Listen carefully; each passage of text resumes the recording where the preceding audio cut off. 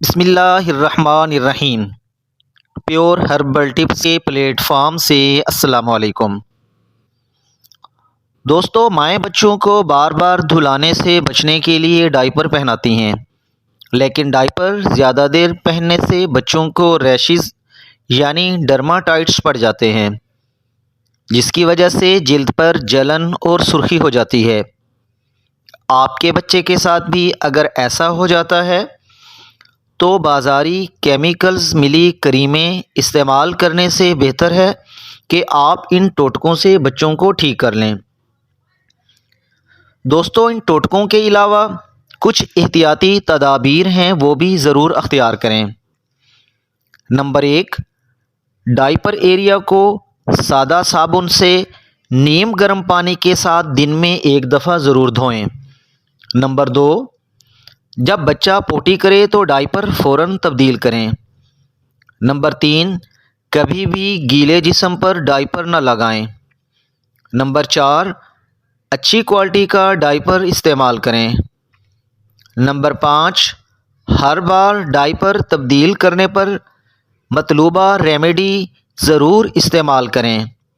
Number 6، مطلوبہ remedy دن میں 3 سے 4 بار ضرور لگائیں۔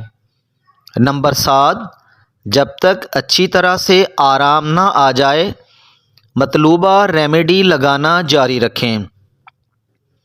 دوستو، اب آتے ہیں آج کی ٹپس کی طرف۔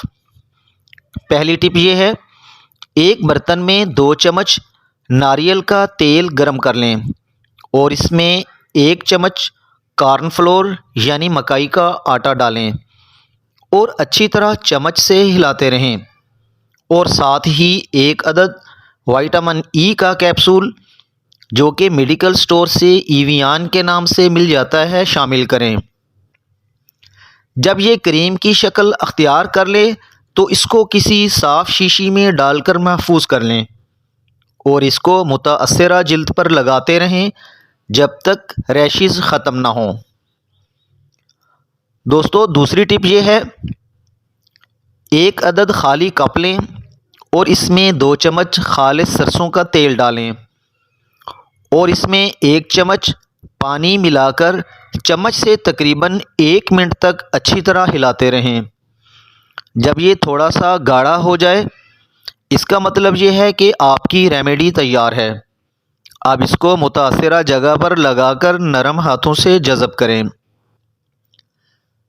دوستو، تیسری ٹپ یہ ہے، پانی میں ہلدی ڈالیں اور پھر سرسوں کا تیل اور کیسٹر آئل کو گرم کر لیں، پھر ان سب کو مکس کر کے پیسٹ بنا لیں اور ریشز پر لگائیں۔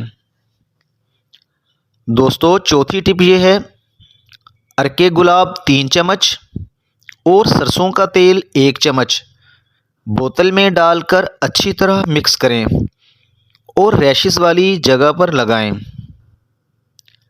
دوستو، اس امید کے ساتھ کہ میری آج کی ویڈیو آپ کو اچھی لگی ہوگی، اس کو لائک اور شیئر ضرور کیجیے گا اور میرے چینل کو سبسکرائب کرنا مت بھولیے گا۔